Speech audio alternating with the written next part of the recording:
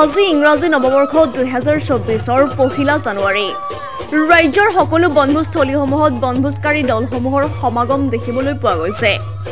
ব্যতিক্ৰম নহয় বস্ত্ৰনগৰী সেউজ বালিচৰত আজি পুৱাৰ ভাগৰ পৰাই বিভিন্ন প্ৰান্তৰ বনভোজ দলৰ আগমন দেখিবলৈ পোৱা গৈছে। নৱবৰ্ষৰ প্ৰথমটো দিনা সকলোৱে মিলি তৃপ্তিৰে এসাঁজ খোৱাৰ ব্যাপক আয়োজন বস্ত্ৰনগৰী সেউজ বালিনৈ চাপৰিত।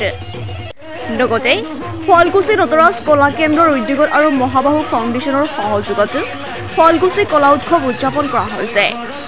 বৃহত্তৰ শুৱালকুছি অঞ্চলৰ সাংস্কৃতিক অনুষ্ঠান শুৱালকুছি নটৰাজ কলা কেন্দ্ৰৰ উদ্যোগত আৰু মহাবাহু ফাউণ্ডেশ্যনৰ সহযোগত অইনবেলিৰ দৰে এইবেলিও 31 ডিচেম্বৰ 2023 আৰু 1 জানুৱাৰী 2024 তাৰিখে দুদিনীয়া কাৰ্যসূচীৰে শুভালক কলা উৎসৱ অনুষ্ঠিত কৰে।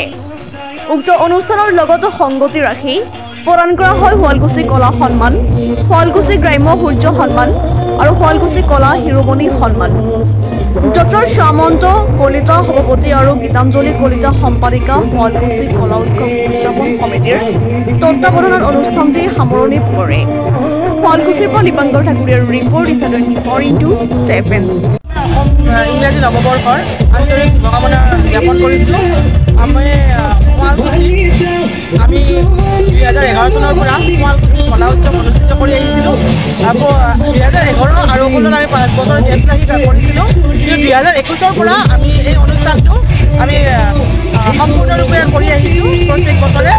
আৰু এই অনুষ্ঠানত আমি শুৱালকুছি কলা সন্মান, শুৱালকুছি গ্ৰাম্য সূৰ্য সন্মান আৰু শুৱালকুছি কলা শিৰোমণি সন্মান আমি বিভিন্ন ব্যক্তিক প্ৰদান কৰোঁ।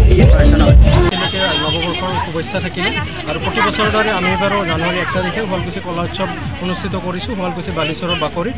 আৰু অইনবাৰৰ দৰে এইবাৰো আমি কিছু বিশেষ ক্ষেত্ৰত বঁটা প্ৰদান কৰিছোঁ। লগতে আমাৰ প্ৰধান উদ্দেশ্য হ'ল শুৱালকুছি আৰু দাঁতি কাষৰীয়া অঞ্চলৰ যিখিনি উঠি অহা নৱপ্ৰজন্মৰ প্ৰতিভা আছে সেইখিনিক আমি এটা মঞ্চ দিয়া, যাতে ইয়াৰ পৰাই তেওঁলোকৰ প্ৰতিভাৰ বিকাশৰ সুবিধা এটা পায় আৰু লগতে দেশতে হওক গোটেই আন্তঃৰাষ্ট্ৰীয় পৰ্যায়লৈকে তেওঁলোকে ইয়াৰ পৰাই যাতে আগবাঢ়ি যাব পাৰে। হয়, ধন্যবাদ। আৰম্ভ কৰিছিলে এই নটৰাজ কলা কেন্দ্ৰৰ আমাৰ নটৰাজ কলা উৎসৱ। নটৰাজ কলা উৎসৱ আৰম্ভ কৰিছিলে বছৰৰ ইংৰাজী বছৰৰ পহিলা দিনটোত তেওঁলোকে আৰম্ভ কৰিছিলে। মাজতে কিবা কিবি কাৰণত হয়তো অসুবিধাৰ কাৰণত বন্ধ হৈছিলে, কিন্তু 2021 পৰা কণ্টিনিউ চলি আছে। আৰু এই অনুষ্ঠানটিয়ে শুৱালকুছিত এক নতুন বাতাবৰণৰ সৃষ্টি কৰে। বিশেষকৈ শুৱালকুছিৰ উঠি অহা নৱপ্ৰজন্মৰ যিসকল শিল্পী থাকে এই শিল্পীসকলৰ গৰিষ্ঠ অংশক আমাৰ ইয়াতে নিমন্ত্ৰণ জনোৱা হয়। তেওঁলোকে সাংস্কৃতিক অনুষ্ঠান পৰিৱেশন কৰে আৰু বছৰৰ পহিলা দিনটোতে তেওঁলোকে বুজাব নোৱাৰা অনুভৱ তেওঁলোকে উপলব্ধি কৰে। আৰু লগতে আমাৰ শুৱালকুছিৰ বালিচৰ আপোনালোকে দেখিছে ইয়াতে বিভিন্ন অঞ্চলৰ পৰা লোকসকল আহি পেলাই তেওঁলোকে খানা খাইছে, নৱবৰ্ষৰ বনভোজ খাইছে। আৰু তাৰ মাজত এই অনুষ্ঠানটিয়ে এক অনন্য মাত্ৰা দিছে আজি নৱবৰ্ষৰ প্ৰথম দিনটো। আমি আশা কৰিছোঁ আমাৰ নটৰাজ কলা কেন্দ্ৰই এনেধৰণে অনুষ্ঠানবোৰ চলাই থাকিব আৰু শুৱালকুছিৰ যিসকল উঠি অহা প্ৰজন্মৰ শিল্পী আছে সেই শিল্পীসকলক আগবঢ়াই লাগিব। আৰু